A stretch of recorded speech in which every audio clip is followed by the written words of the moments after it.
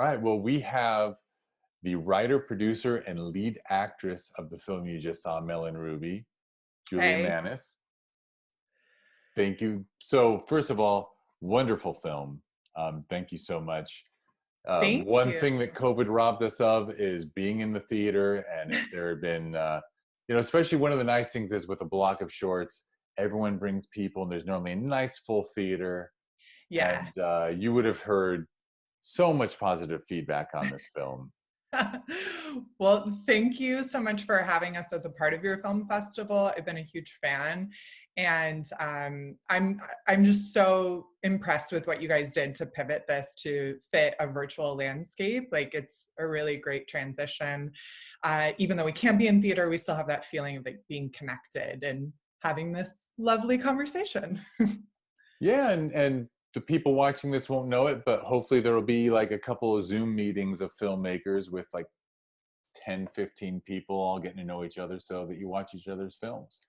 Yeah. But instead of talking about how nice Sherman Oaks Film Festival is, I mean, obviously, if we were in a theater, some of the first questions for you would be, um, you know, as the writer, was this so this film actually for me is such a amazing performance piece for your acting Oh, and thank you. I really co-stars appreciate that. acting.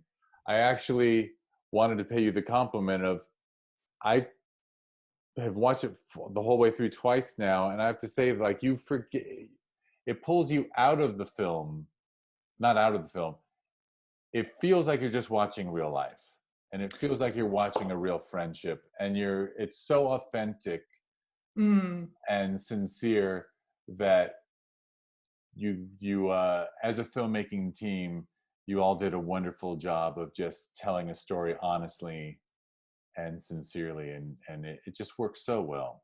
Oh, thank you so much. That is an incredible compliment, and we had a really great team. Like it's one of those experiences that we had 2 days of shooting, and we had this incredible cast and crew, and it felt like the easiest thing. Like we were all just very connected, and it was a very collaborative space where we all kind of were just like throwing out ideas and working together to make this story happen. And so when I was finished shooting it, I was like, oh my god, like we didn't have any problems, like nothing came up. But it just felt like this really, like, everyone like loved telling the story, loved being on set together, and we all felt super connected as a result. And did you write this as a piece and then share it with these collaborators to bring them in? Yeah, so I started writing this 3 years ago, actually, which is it's always wild to think about when you get to the end of something, how long it takes, the filmmaking process. And yeah, I went through a lot of different stages, and I brought on Skylar first, who's my co-star, and she also helped me produce it as well.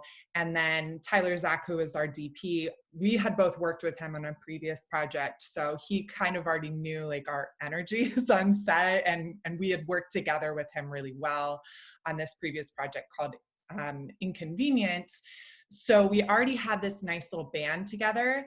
And then the final piece, like, I really wanted to just find a director that was strong and maybe had a personal connection to this. And I definitely was looking for a woman director to be a part of it. A friend put me in touch with Oran Zegman.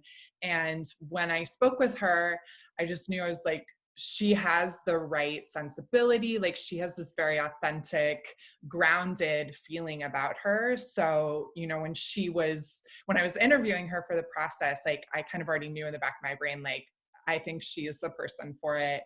And yeah, her career is kind of taken off at this point. So she's about to direct the upcoming sequel to Beverly Hills Troop. So it's been long awaited for like decades at this point. But I'm so proud that she was a part of this project, because she just really has that like interesting perspective on life, darkly comedic, but also very grounded and authentic as well. Yeah, and it definitely seems like she created a space for you and Skylar to just not riff, but to be completely safe in really what's one of the most challenging, demanding moments that a human being can go through. I mean, it's Mhm. the fact that Ruby, it's amazing writing to me. The writing you did here is amazing because Thank you. it introduces, and Ruby is actually sort of playing devil's advocate, testing her friend to Yeah. make sure she wants to go through with this. Mhm. Mhm. And then after the emotional break, uh, inside, she actually does the reverse as a best friend and Yeah. is so supportive. She's like, "I'll go in with you." And Mhm. oh my God, I felt it's just so emotionally true, I think.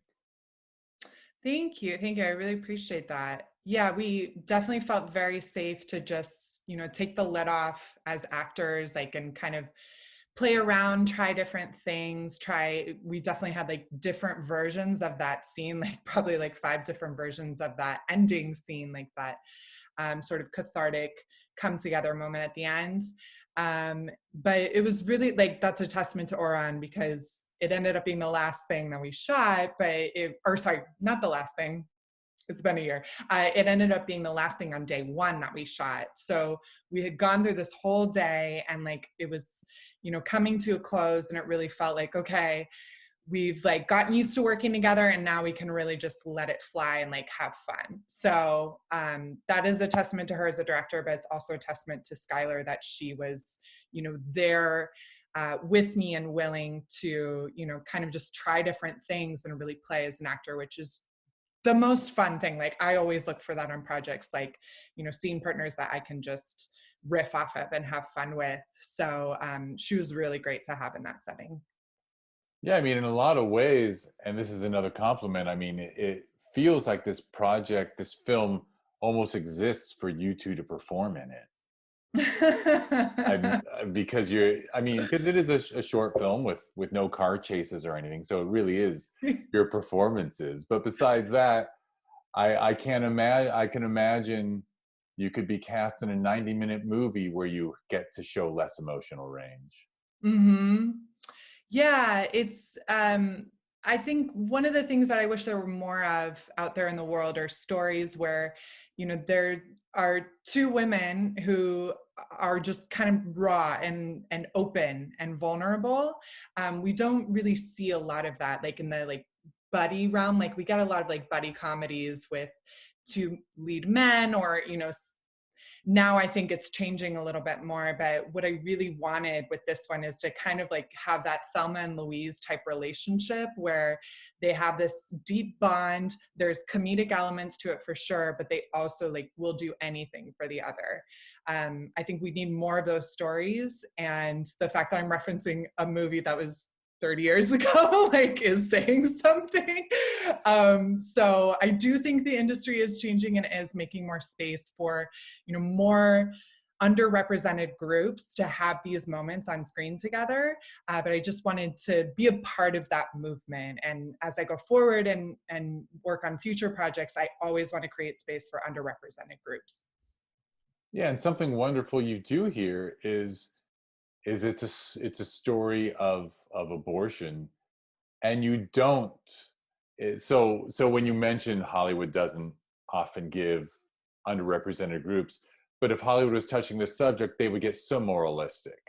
Yeah. And and your film isn't about that. Your film is about what your character is going through hmm at many levels. So hmm yeah, you dispensed with the nonsense that Hollywood want to deal with, and you just make something very real.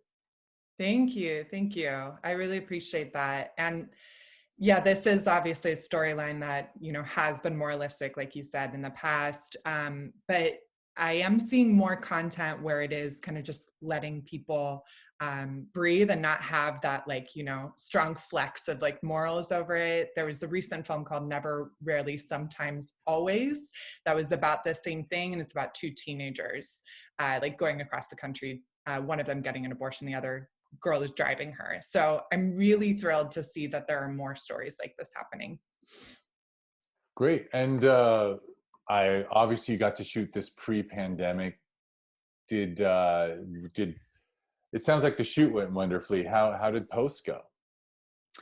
Yeah, so like I said, like the shoot was wonderful, and it's kind of like, oh, we should have run into a problem. Like, what was the problem? So I think it's only natural that like COVID hit and like, oh, here's the problem that we had to deal with. But I had a really great post team. I myself had not ever been in the editing room. And so I had my director, Oran Zegman, and then Charlie Cole, who actually was assistant to camera on the film as well. So he knew like on a personal level, like the takes that were great and like what we were going for, what the vibe was going to be for the film. So he was perfect to work with because, you know, he already had that understanding, and going into it, he was able to work really quickly to just put it together. And also I had a cousin of mine, Ryan Kloss, who is a composer, and he offered to compose a piece for the film with his partner, Deborah, who wrote the lyrics. And like, I had very few notes on the first take. Like it was like exactly what I wanted. And I was just so touched that I have this person in my family who like saw what the film was able to bring this piece as a really great compliment to it. And it's the song that you hear at the end going into the credits. But he's such a talent and like just really hit the nail on the head the first time. And then my post sound was Barry Weird Jr., who was a recommendation from a friend. And again, super quick, like he was like, I get it. I understand like the story. I know which parts you need to play up and which parts you need to tone down. And, you know, anytime you have to film outside, like there's always elements of that. Like you have this super emotional scene that you want to be very focused in, but you're also in an outdoor realm where like you're constantly competing with that outdoor space. So he did a really good job of just making that intimate moment at the end and really honing in on that. So I had a great post-production team with me that really enhanced the film. And like I said, it was my first time doing this. So I was really fortunate to have like experts working on it where, you know, I, you know, could kind of just be like, okay, do your magic. Like, I trust you. And they came out with this really great product at the end of it. They really did, and honestly, it serves it so well because, as I said, like it's so natural. It doesn't feel like a movie, and Mm. Lord knows it takes a lot of people, a lot of effort to make a movie feel like it's not a movie, to feel like it's just real life. So it's probably Right. the hardest thing to do. Um, Yeah.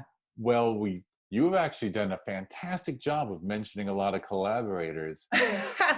Um, but is there anyone who deserves a shout out that didn't get one? Oh yeah, definitely. I mean, I crowdfunded for this on Seed and Spark. So anybody who contributed to our campaign, like you're all thanked in the credits, but like from the bottom of my heart, I thank you so much. Like people heard about the concept for this film and really like got excited about that, and that just like makes my heart sing so much. My parents were endlessly supportive. My mom actually helped with craft services, which like she did the best craft services experience with my cousin that I've ever seen in my life.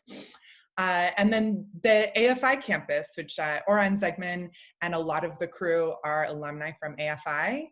And the coordinator for the location, RPCon, he was so great to work with from start to finish, really supportive. He like got a sneak peek when we were working on the day, and he like went out of his way to email me and say like, wow, it looks like you guys are creating this really wonderful film. So congratulations. And like, he didn't have to do that. So that's just really wonderful. And a big shout out to my cousins, John and Goldie Kloss, which are the parents of Ryan Kloss, who is our composer.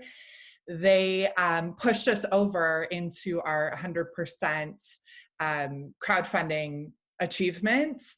And they have just been endlessly supportive from start to finish. They saw the film like when I first sent it out, and like they have had nothing but the nicest things to say. So I just come from a really supportive family and want to shout those people out.